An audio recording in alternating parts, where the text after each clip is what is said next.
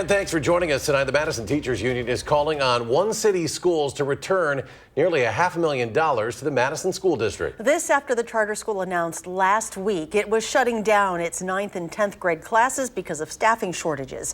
Starting January 23rd, students impacted will start classes in one of 6 schools within MMSD.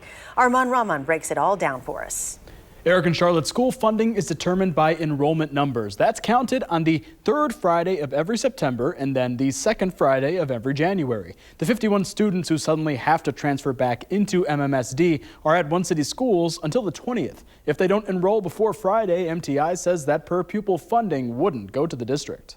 The president of the teachers unit at MTI, Michael Jones, says people should know about the money that could be shuffled around with the 9th and 10th grade students of One City schools. If other schools are taking public funds, taxpayer funds, away from the system and then just able to do whatever they want without any accountability, that deserves to be called into question.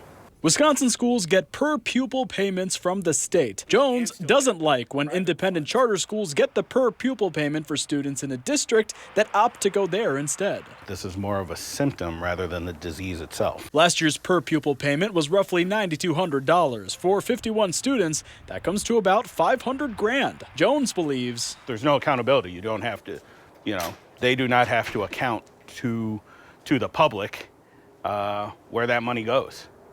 We do. A note here, we tried to get One City Schools' perspective. They didn't call us back. Founder and CEO Kaleem Kher told News 3 Now last week he decided to close grades 9 and 10 because low staffing couldn't keep up. We were doubling up classes with staff and things, and we could see our staff was getting tired. We just knew we couldn't sustain that. But Jones says those problems don't go away when the students come to MMSD. Let's say they receive special ed services. There's no money for special ed services. So now things that they might need like therapy or additional supports or specific transportation. These things aren't done for free.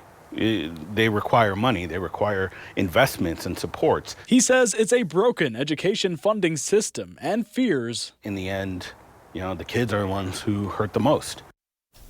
Madison Schools sent us a statement this afternoon saying in part, our focus is to ensure the families impacted by this decision have all the support and resources they need to ensure a smooth and welcoming experience. Stay tuned to News 3 Now as we continue asking questions about this story.